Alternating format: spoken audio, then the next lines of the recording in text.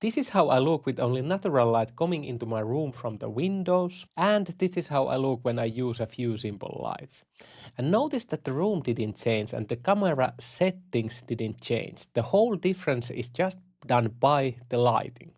I spent 10 years building home studios trying to make my videos look better, and I spent way too much on different lights and cameras. And I finally settled on this lighting setup that is simple to set up and works even in a very small room. But after buying a ton of lights, I realized the biggest fix wasn't a light at all.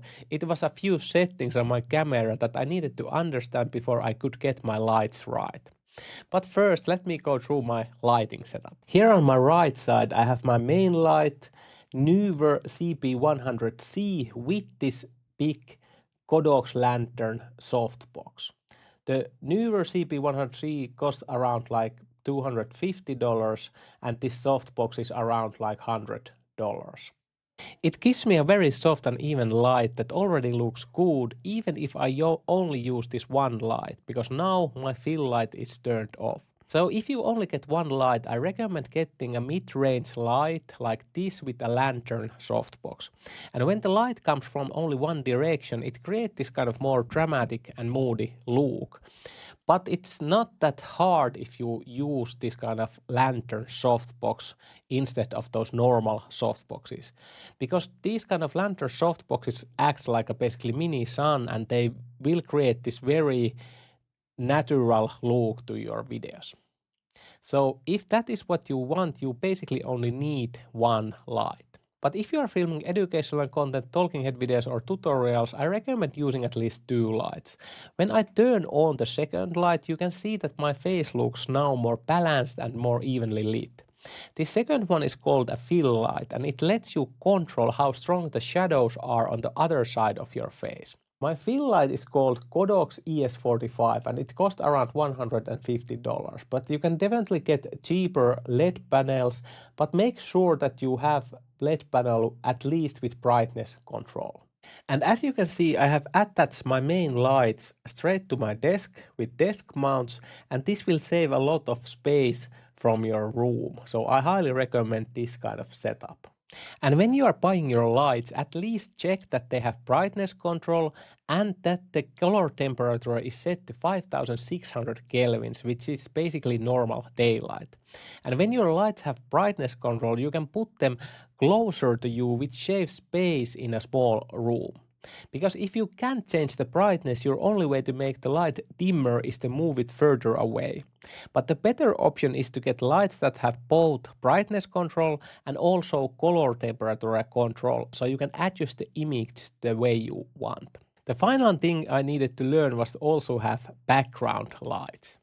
And these background lights should be much warmer, around 3000 kelvins. Here in my background I use this one table lamp and I have LED strips under each shelf that light up the shelves. And this will add more depth to my image and it will help me stand out more from the background. You can also add a third light behind you. It's called a rim light or hair light and it adds like a soft edge of light around your head and like shoulders to give even more separation from the background. And usually you can set it up like behind you on the ceiling. I had one in my last studio, but now I just leave it off because it doesn't really add enough that I would need it. So now you know what kind of lights to get, and let me now show you my camera settings that finally made the image look like this that you see here. First, match your white balance to your lights. If your lights are set to 5600 kelvins, set your camera's white balance to 5600 kelvins too. So the colors look right and you don't have to fix it later in the editing. Then there is your shutter speed. I film in 4K at 30 frames per second. And when you film at 30 frames per second, you set your shutter speed 160. The rule is to double your frame rate. So at 30 frames per second, it's 160. And if you prefer 24 frames per second, you set it to 150. Your shutter speed controls how long the camera lets in light for each frame, but it also affects how motion looks. So that's why it's usually best to set it double than your frame rate, so you get natural looking motion, but you don't change the shutter speed to control how bright your image looks. Then there is the ISO. So ISO is basically how sensitive your camera is to light. So if you turn it up, it makes your image brighter. But it also adds noise and makes it look very grainy. So you set first your ISO as low as possible to get clean image. Because your shutter speed is now locked and your ISO is now locked in low, the only thing left to control your brightness is the lights. You want your face like bright enough that it looks good, but not so bright that it loses detail. So for example, forehead is very good place where you should look when you're adjusting your lights. And to get the brightness right, I use setting on my camera called ZBrush. ZBrush show you stripes on the parts of the image that are getting too bright. So you can see exactly when your face is overexposed. I set mine to 70 because I have very light skin.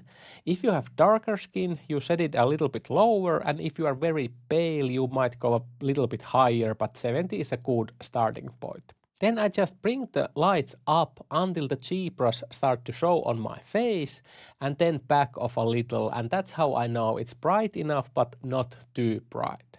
So that's my whole setup, key light and the fill light for my face and like warm background lights for depth and the right camera settings so it all will looks clean. And if you want more of my help setting up your lights or your studio and making videos faster, I teach all of those things in my school community, the One Person Show, and I will leave link below this video. And I put here video that you should watch next. Bye bye.